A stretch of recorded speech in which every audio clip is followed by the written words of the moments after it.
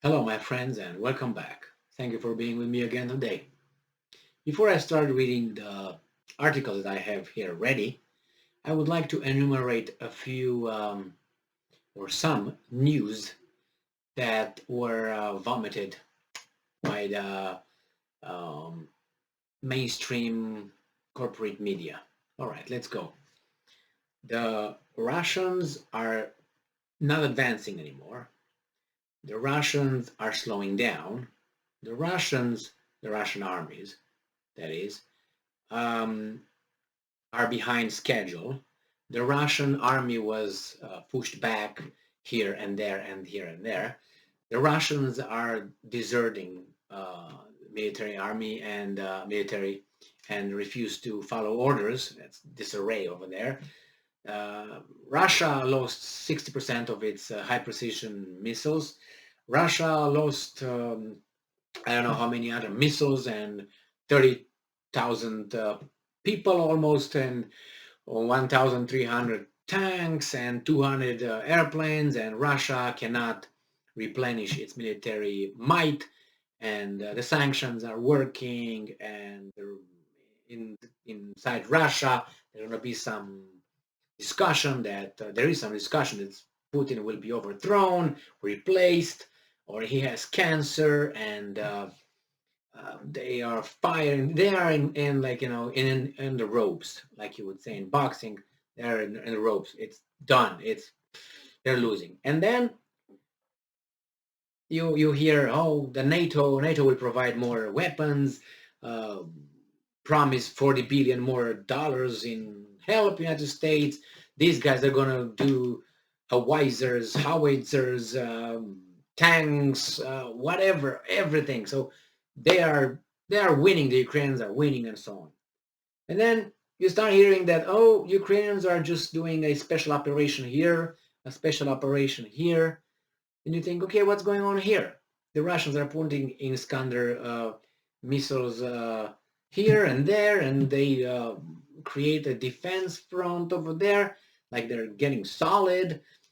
It's like, what's going on here? And then I have an article that I just posted the video a minute ago that NATO members said that they will not provide Ukraine with airplanes or warplanes, with tanks, and blah, blah, blah. What's going on? And then, okay, no embargo. They couldn't figure out. Oh, by the way, sanctions, but yeah, you can buy in rubles. What is it? This, all right. And now we go here with this article that is very revealing. And you just think, what do you take only from the title? And this is a Ukrainian media outlet. For Ukrainska Pravda, from today, May 26, 2022, Ukraine's Deputy Minister of Defense Maliar says the Russians are storming on several fronts at the same time. Losses are inevitable. So how this shows the statement shows that the Russians are actually pushing forward with strength. They're storming on several fronts. So it's not like, let me think about it now. Should we go, man? What do you think? They're going in. That tells me a different story than the stories I enumerated you at the beginning of the video. So Hanna Maliar, Deputy Defense Minister, said that Russians were currently storming Ukrainian positions on several fronts at the same time. You know what it is at the same time? It's a power. It's strength. Well, and currently the situation at the front remains difficult and shows signs of worsening further. This is the same person. The enemy has used all forces and means to capture the territory and encircle our troops. That sounds defeatist. Doesn't sound like a success story for the Ukrainians. The enemy is firing along the entire front line. The fighting has reached its maximum intensity. The enemy is storming the positions of our troops simultaneously on several fronts. That tells me that the Russians are not dead in the water, as some news outlets are leading us to believe. But we don't fall for that, do we? No, we got a higher IQ than 86, don't we? Yes, we do have it. Or higher. We have an extremely difficult and long stage ahead of us in the struggle for the complete liberation of our territory within internationally recognized borders. Yes, you have a long way to the top if you want to rock and roll. Actually, you have a long way eastwards. We need to understand that this is a war and, oh, didn't you think that was a war? Did you think it was what, a walk in the park or something? Unfortunately, losses on our side are inevitable. Yes, the advisor to the Minister of Defense recalled that 8 years ago, on 26 May 2014, the first battle of Donetsk airport took place. Yeah, why? Why? Donetsk, was it Russian or was Ukrainian? Ukrainian. Oh, so who attacked who? According to Maliar, the whole world knows that Donetsk airport is a symbol of the invincibility of Ukrainian soldiers. What are you talking about? Invincibility. Who's invincible? You unbelievable. And she's a minister. Now the history of Azovstal defense has become another. Now I don't like the word surrender, but they lost. You lost over there. The guys were encircled.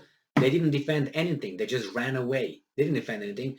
You see, these guys say that in Azovstal, they defended. Defended what exactly? What was the mission of defending what? The plant?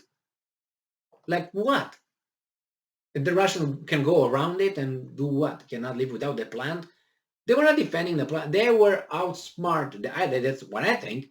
They got surrendered and they had no way to go. Or they had orders to stay over there. Therefore, they got surrounded and caught over there.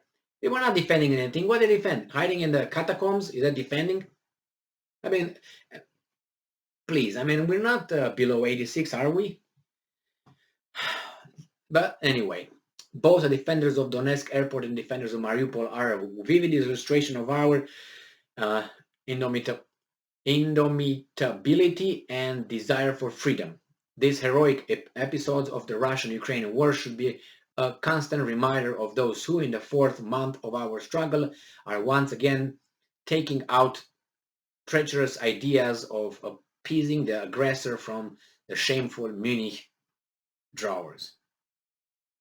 All right, we reject this powerless pacifism. This is about what's his name? I can't believe the guy. He just showed up at Davos. The until I mean he was Secretary of State under Kissinger, Henry Kissinger. Oh my God, I had to go to China and back with the memory. We reject this powerless pacifism, which is Kissinger who said, maybe Ukraine should give some land to Russia and don't get Putin too embarrassed or something. Ukraine will fight and Putin can save face by moving away from our territories. Yeah, that's good. That's very good. That's why I would say if I were her too. If I were in a position, I would say that even more.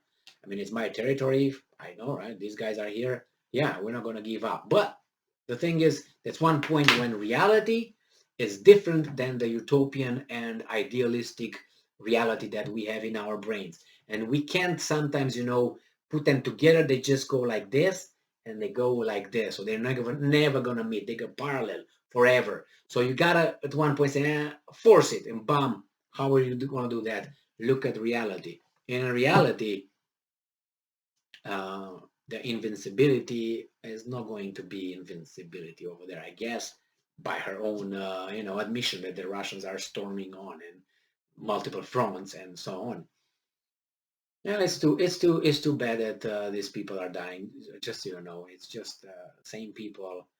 I'm not gonna go further there, but Ukrainians, Europeans fighting against one another because why? Because why?